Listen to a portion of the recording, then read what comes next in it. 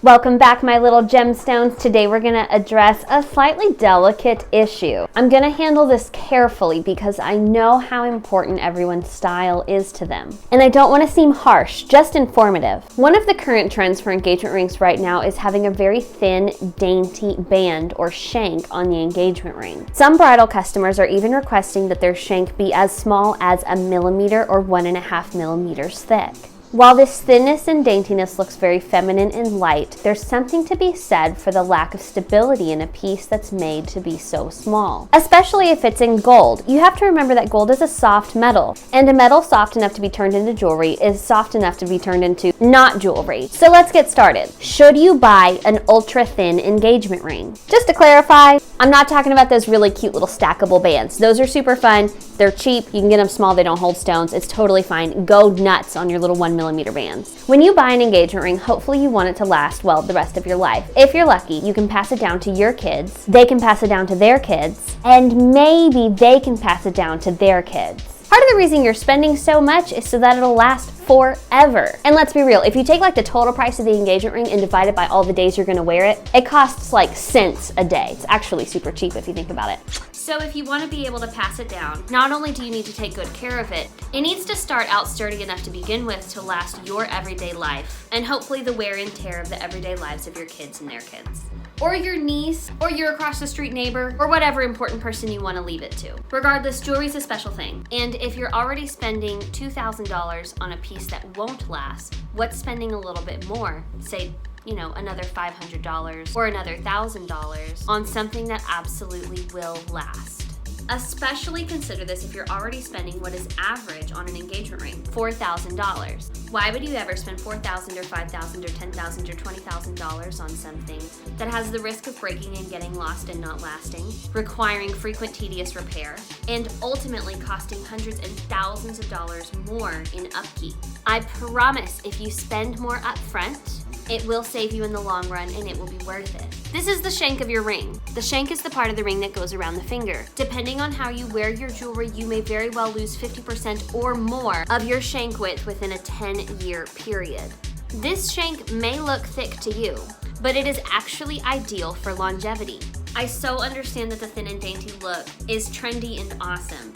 And a lot of customers want a thinner look because they're inspired by antique and vintage designs. I too am a fan of antique and vintage designs. But something that you have to remember about a vintage ring, it's vintage. A vintage ring has been worn day in, day out, probably slept and used in the garden, worn to work, worn to every single major event of that person's life. By the time we're seeing these 40, 50, 60, and 70-year-old rings, sometimes 100-year-old rings, they have already been worn, they've probably been reshanked before, and even that second shank has worn down. So please remember that if you like that thin look and you buy a new ring with a thicker shank, it will eventually get thinner over time anyways.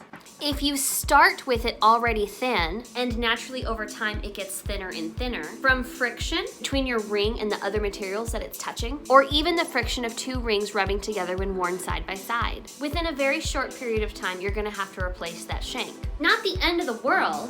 In fact, reshanking or replacing the shank on your ring is perfectly standard maintenance and has to be done eventually anyways. But some people can go 10 or 20 or maybe even 30 years without having to have that done, depending on how they're wearing it, how they're taking care of it, and how thick it started out in the first place. Side note, if you solder your bridal set together, it actually will last longer. See my video on whether or not you should solder your rings together. But if you start out with an already thin shank, you may have to reshank it within the first 10 years of your marriage, or maybe in the first 5 or 6, depending on the metal, really how thin it is to begin with, and how you wear it. At today's gold prices, a reshanking starts bare minimum at $300, but it is not uncommon or unreasonable for a reshanking to be $300, $400, or even $500. Sometimes more, depending on the carat of metal, finger size, width of shank, and price of gold. So you're talking about the difference between $400 every 6 to 10 years, or $400 every 20 to 30. Or if you start out really good in the first place, and you go with a wide, well-made shank, you might actually not have to have it reshanked in your lifetime, depending on the metal carat, how you wear your jewelry, and a number of other factors. Side note, don't ever wear your jewelry in the pool. Another reason to not go with a thin ring pertains specifically to if you're choosing a ring that has diamonds in it or any other gemstone. If you choose a band that's only 1.5 millimeters wide and the prongs are shared prong and on the edges of the shank and are holding in 0.8 or 1 millimeter stones, I don't know if you can see this, the prongs are kind of part of the shank here, like they come up the side. So here's my shank, here are my prongs. If you have stone set in your very thin band and that metal that's holding the stones in starts to wear down, you are going to have a nightmare of a time losing stones. And I don't mean onesie-twosies here and there. I have known people who have to have stones replaced every 6 months in their ring. And it was not the jeweler's fault, unless the jeweler didn't warn them. But usually the jeweler does warn you.